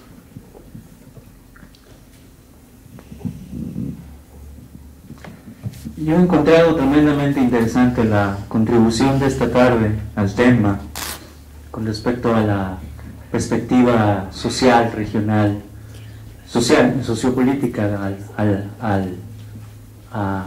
al tema del cambio climático. Entonces, tal vez yo reiteraría o reestructuraría la pregunta que hice en la sesión anterior, si a cualquiera que lo quiera abordar, de verdad la capacidad que está ahí entre ustedes para poder dar una opinión calificada al respecto podría ser útil. A lo mejor puedo plantear la pregunta de dos formas, es la misma. Son estos problemas de gobernanza que ustedes han señalado, la crítica que se ha hecho incluso desde lo teórico a lo práctico, con respecto al entendimiento, la puesta en práctica de lo que es la gobernanza, lo que impide es lo que impide considerar al proceso de cambio climático en marcha como un problema de seguridad nacional. De otra manera de verlo es, si esto es así, qué tipo de gobernanza, qué tipo de reenfoque o cómo poner en la práctica los planteamientos teóricos y las críticas que se ha hecho a la gobernanza para elevar, porque eso es necesario. No soy alarmista ni del Greenpeace ni nada por el estilo, simplemente lo suficientemente informado para ver lo que está pasando, para elevar el tema del cambio climático a un nivel de seguridad nacional y abordarse desde donde sea como debe de ser. Gracias. ¿Alguien más? Había una persona, ¿no? Es que no veo. Sí, gracias. Teresa Romero, del Instituto Nacional de Ecología y Cambio Climático. Mi pregunta es sobre qué tanto podemos construir estos nuevos enfoques de gobernanza basados en la experiencia que ya tenemos en gobernanza ambiental. Tenemos ya esquemas que están aplicados en la conservación de la biodiversidad, para áreas naturales protegidas. La inclusión ya de los criterios de cambio climático implica construir sobre esto o crear nuevos esquemas de gobernanza. Gracias. Gracias igual a los ponentes, fue muy productiva y muy útil. Gracias. Una pregunta más, última, por favor, acá. Gracias, buenas tardes. La pregunta es para la doctora Edith. ¿Cuál es la perspectiva de la participación social en las políticas de cambio climático en el marco de cómo se han desarrollado a la fecha? Ok. Yo más aprovecho para, el doctor de la Vega dijo de comerciales académicos, yo tengo también mi comercial académico. Dos cosas interesantes. Una es del proceso de negociación integrativa que describió aquí antes la colega. En la especialidad que nosotros tenemos aquí, tenemos un módulo que precisamente reconociendo que no puedes ya hacer absolutamente nada en el terreno ambiental y energético sin generar también al mismo tiempo todo lo que vale la pena, va a generar algún conflicto social, cultural, económico, político, agrario, lo que fuese, ¿no? Y entonces tenemos incorporado, pues a lo que se refería cuando me agradeció misteriosamente, de que tenemos incorporado un módulo entero de conflicto social y de negociación y manejo del propio conflicto social como parte de la especialidad, en el entendimiento de que lo que estamos viendo es que no hay aquí nada más problemas técnicos, no hay problemas tecnológicos, no hay problemas energéticos, o más bien hay todos ellos juntos, ¿no? Y que para responder pues hay que tener una visión interdisciplinaria y transdisciplinaria, porque sin eso no vamos a poder. Y segundo, esta contribución que se hizo de recordarnos la cosa de las relaciones de poder, es importantísimo. No basta con decir la política, porque la política también se puede entender como todos los procesos asociados a la política pública, todos los procesos institucionales, burocráticos, de planeación, todo lo que ustedes quieran pensar. Pero todo proceso político también por definición es un proceso de conflicto, y en los conflictos, pues, ¿qué se le va a hacer? Nunca es exactamente A igual a B, y también entran en conflicto A y B, y si no consideramos quién tiene más zetas o más Y, etcétera, en su poder, pues va a ser difícil entenderlo, y creo que es una contribución muy importante de la mesa. Y segundo, la variedad de propuestas que se están haciendo aquí acerca de la posible gobernanza, gobernabilidad, capacidad de decisión, capacidad de coordinación, etcétera. Yo vengo de una generación y de un sistema ideológico que pensaba precisamente lo que tú escribiste en la pregunta de si lo global, por ser global, tiene que tener respuestas globales, y nos hemos acostumbrado, algunos que venimos de esa generación lo hacemos con muchísimo gusto, que decimos de hecho, ¿no? Hegel dijo, perdónenme que vaya hasta allá, pero Hegel dijo, la verdad es el todo. Y entonces, no, pues hasta que no entendamos el todo, no podemos atender a ninguna de las partes. Y esto lo digo porque hay obviamente aquí diversas maneras de confrontar un problema global y es muy interesante, regional, global, local, hay diversas maneras de hacerlo y eso nos remonta a lo que dijo aquí en la mañana Odón de Buen, que hay una taza de té, pero hay muchas formas de prepararla y luego muchas formas de tomársela, ¿no? Así que ahora sí les dejo, por favor, contestar a las preguntas, pues en el mismo orden en el cual empezamos, por favor. Así. El asunto de seguridad nacional, pues yo no sé qué, no estuve en la mañana, no sé qué es lo que planteó. Lo que se planteó es que habrá que subirlo a... No, es un problema de tal gravedad que debería ser prioritario y que un poco lamentaba el colega que no se le atienda como si fuese, no como si fuese, como lo que es, según el colega, que es un problema de seguridad nacional y aquí en esta mesa se tendría que agregar un problema de seguridad mundial, ¿no? Bueno, yo la verdad personalmente estoy un poco escéptica en declarar algún asunto de seguridad nacional porque no pasa nada. O sea, el problema es que podemos declararlo a cualquier cosa. La cosa es una declaratoria, pero no creo que eso tiene consecuencias inmediatas, ¿no? O sea, muchos de los problemas, un tema se mencionó aquí, Carmen había mencionado de que en México se ha hecho muchas cosas para adaptación, pero no para mitigación. O sea, yo creo que el problema de cambio climático, si el cambio climático incluye todos los problemas de la sociedad, el agua, la pobreza, la desigualdad, los recursos, bueno, absolutamente todo. Entonces, ¿de qué estamos hablando? O sea, el todo tampoco se puede administrar. Yo creo que es importante definir las cosas uno por uno. Entonces, un poco es lo de la seguridad nacional, ¿no? Que hay conceptos amplios de seguridad y estrechos. Yo, la verdad, creo que es más bien definir qué es lo que se tiene que... Uno de los grandes problemas de cambio climático, yo creo que en México y en muchos otros lugares también, que es demasiado difuso. O sea, está en todo y no está en nada.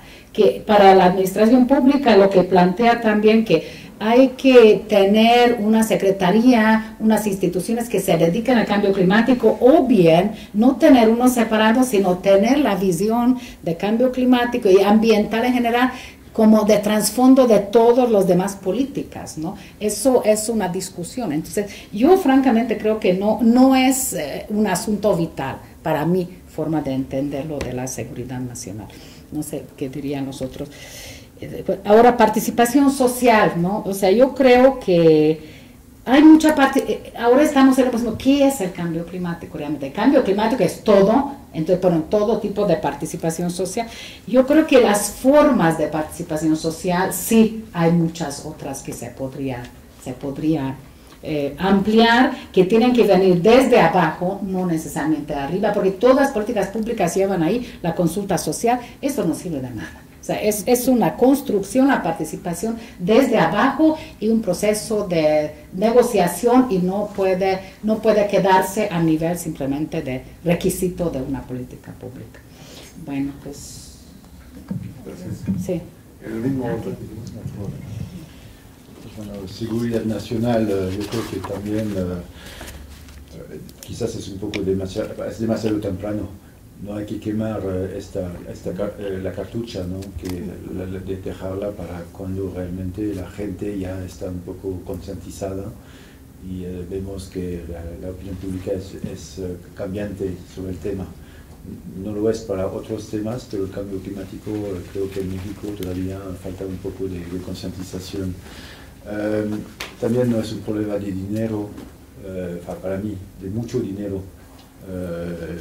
De hecho, en México yo tomo nada más el ejemplo del agua, aguas residuales, por ejemplo, y se gasta mucho dinero para construir plantas de tratamiento de aguas residuales. Realmente es un esfuerzo de que ya tiene más de 20 años y cuando vamos a ver a esas plantas hoy en día, la mayoría ya no funcionan, están abandonadas o funcionan muy mal, inclusive la Ciudad de México. Entonces, no es un problema de dinero, para mí el dinero sí en la ecuación es un elemento, pero hay algo que está faltando. Y entonces contestando si los esquemas existentes, hay que hacer esquemas existentes, hay que seguir los esquemas existentes o hay que hacer nuevos esquemas.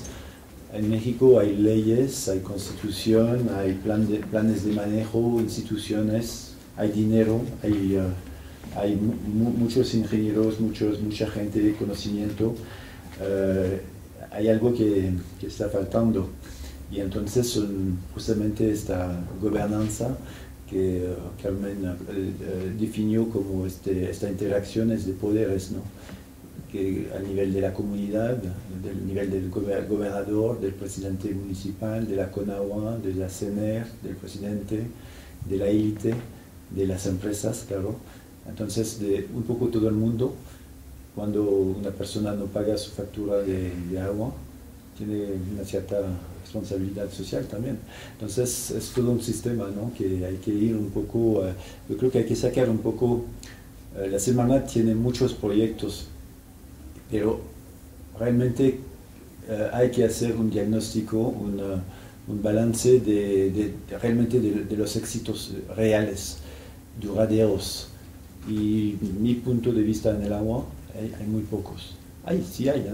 Justamente hay que ver por qué unos pocos funcionaron, por qué muchos no han funcionado, y ir un poco más allá de justamente de esas doctrinas internacionales. Es que no hicimos bien la participación social, es que los culpables es la CONAGUA, ¿no? Que tiene todo el poder, o no sé, los políticos no actúan bien. Bueno, todo el mundo, ¿no? Puede tener sus culpables, no hay una cultura de los culpables. Ahora hay que ir un poco más allá y ver el funcionamiento del sistema y la interacción de los actores. Sí, muchas gracias. Bueno, no sé cómo poder explicarles, pero se me ocurre esta frase que no la recuerdo, de Einstein, que decía que la locura era pretender que iban a cambiar las cosas haciendo lo mismo que veníamos haciendo. Y ese es el tema de la gobernanza, o sea, si ni siquiera nos ponemos a preguntar cómo estamos haciendo las cosas para que funcionen o no funcionen. Y cuando decimos esto no nos referimos a un nivel de los esquemas. Por ejemplo, si vemos los planes de manejo de las reservas de biosfera, si vemos la ley forestal, si vemos las reglas, wow, la verdad es que nos lucimos a nivel internacional y a nivel nacional. También lo éramos en la revolución cuando éramos la constitución más avanzada del mundo, pero nuestra realidad no correspondía con esto y nuestras prácticas no correspondían con esto. A esta dimensión informal de las relaciones de poder reales es a las que aludimos para comprender la gobernanza.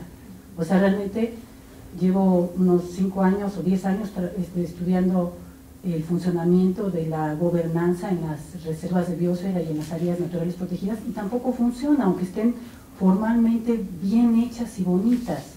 Entonces, es un llamado a que nos escuchen tanto los colegas de ciencias naturales como los políticos, como los diferentes actores, para que comprendamos esta dimensión que tiene una dimensión inclusive psicosocial, una dimensión de poder, una dimensión cultural, porque en el fondo el que tengamos que hacer estos llamados ya implica este tema del miedo para abordar el cómo verdaderamente nos relacionamos. O sea, tenemos miedo.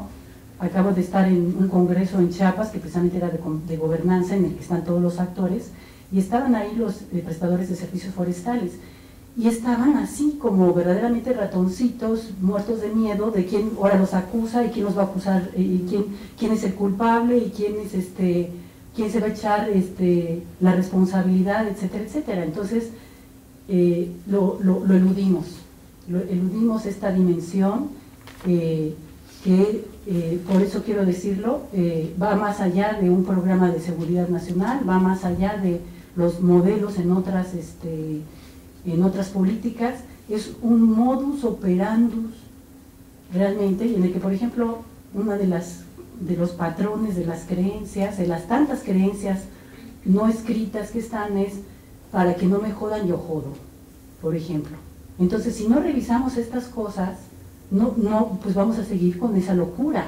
O sea, no podemos esperar resultados diferentes si no realizamos estas formas desde el fondo de nuestras creencias reales, desde nuestras emociones reales y desde nuestras capacidades para ver al otro, para ver al diferente, para ver que el otro puede ver los recursos diferente que yo y cómo vamos a construir un entendimiento conjunto de cómo vamos a ver esos recursos de una manera al menos lo más cercana posible.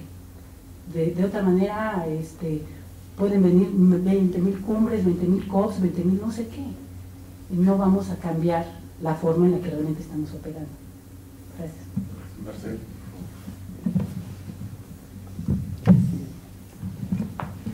Gracias por las preguntas, muy interesantes. Empiezo con la más general, que es lo de la militarización. Híjole, yo la verdad preferiría no militarizar, porque cuando uno militariza implica que le pone una etiqueta de amenaza, ¿no?, a algo. ¿Y cuál es la respuesta tradicional a esa amenaza desde lo militar? Pues es echar al ejército o echar a las policías. Y para como estamos ahorita, mejor la verdad, imagínense, ¿no?, alguien que no pasó la verificación, ya te cayó el militar, porque ¿no? O una empresa ya o es cerco militar, no sé. A mí la parte de militarización me remite directamente a que el ejército va a tener que entrar porque es una amenaza a la seguridad nacional, y eso me da muchísimo miedo en este contexto político ahorita. Y bueno, internacionalmente de repente pensaremos en tener cascos azules en el Amazonas, ¿no?, resguardo. Entonces no sé qué tan viable sea pensarlo desde ese punto, ¿no? La pregunta de Teresa sobre construir sobre esto, crear nuevos esquemas.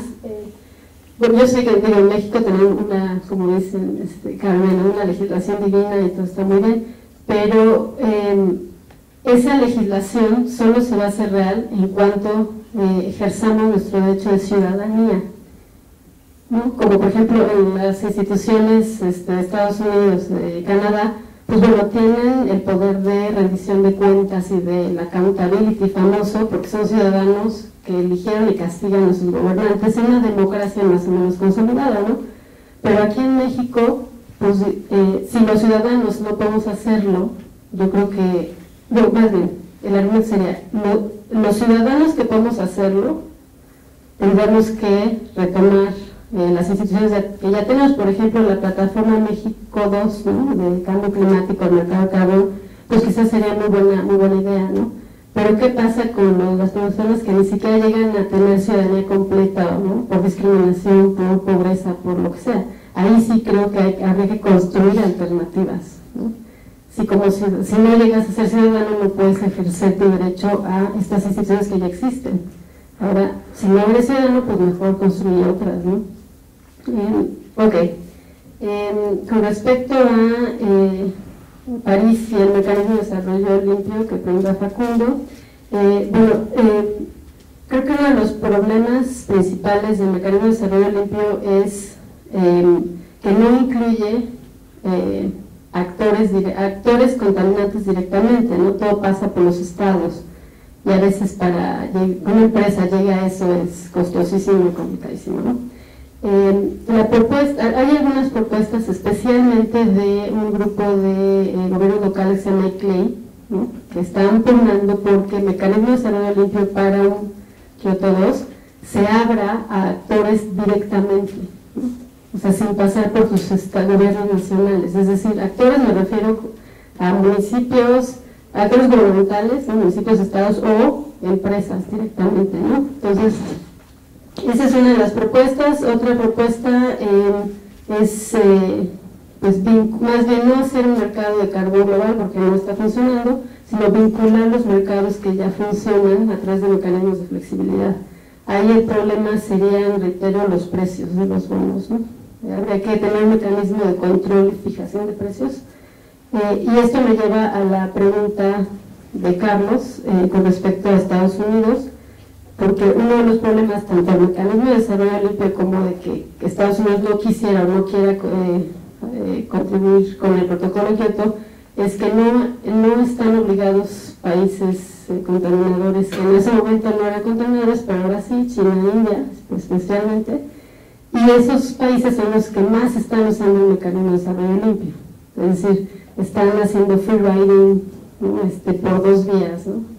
por el mecanismo de desarrollo limpio y por no estar obligados. Entonces, ante eso, pues Estados Unidos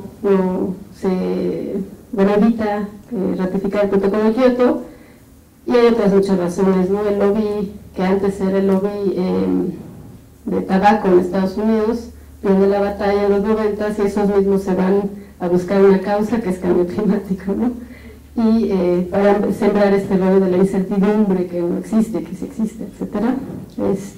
Como lobbies son un papel importantísimo. El acuerdo, por ejemplo, transfronterizo que tiene con México en el Golfo, que firmaron apenas, bueno, México lo firma en 2012 y este año con esto se lo ratifica. Es un acuerdo para por fin ver cómo nos dividimos los nodos de petróleo en el Golfo, ¿no? Los de aguas profundas, para evitar el efecto popote y todo eso. Pues digo, con todo, y ahí sí fue el lobby de las empresas, sus empresas transnacionales petroleras, ¿no? Pero a ese acuerdo Estados Unidos fue que le puso una restricción ambiental a las compañías, no fue México. O sea, nosotros fuimos los ganones, ¿no? Pero Estados Unidos le puso una restricción, ¿por qué? Por lo que ha pasado con el derrame de British Petroleum, ¿no? Entonces, es como absurdo pensar que el estado más liberal, ¿no?, del mundo es el que está poniendo restricciones a algunas cosas en este tema. Y por último, nada más quisiera mencionar que a veces uno con este rollo de la reforma energética y todo esto, uno inmediatamente dice las compañías transnacionales petroleras son las que a lo mejor se llevan todo y etcétera, pero ahorita las 7 compañías petroleras más importantes no son privadas, ¿no? Son compañías nacionales: Irán, Saudi Arabia, Petrobras, PDVSA, ¿no? Statoil. Entonces, finalmente ahí por lo menos tenemos un mecanismo diplomático también de Estado a Estado para hacer algún tipo de control. Entonces, las petroleras estadounidenses sí fueron muy fuertes para evitar entrar al cambio climático, pero ahorita ya se están enfrentando a compañías nacionales petroleras, quizá con mejores prácticas, ¿no? Menos recursos. Gracias. Muchas gracias, Marcela. También les quiero agregar que mañana por la mañana, que seguimos acá, tenemos al director ejecutivo de ICLEI, precisamente, que va a hablar de ejemplos de desarrollo de modelos institucionales para la implementación de política de migración. Y segundo, respecto a lo que habló Eric acerca de la opinión pública que no estaría preparada para tomar las medidas que tal vez algunos en estas mesas estuviéramos dispuestos a tomar. La opinión pública en México va a ser presentada mañana por la maestra Diana Penagos, que va a hablar de los resultados de una encuesta nacional muy grande que se hizo sobre las opiniones del público acerca de cambio climático, y que van a servir como el contexto en el que se va a discutir acerca de las posibilidades de las organizaciones de la sociedad civil, etcétera, de influir sobre la política pública respecto a cambio climático en México. Yo les agradezco enormemente, primero a ustedes por la paciencia y de veras pues estar aquí sentados con nosotros. Los invito a que regresen mañana, va a estar igual o más interesante, y les agradezco mucho a los más interesante que las mesas antes. Va creciendo, exacto. Bueno, les agradezco mucho su presencia y nos vemos el día de mañana, espero.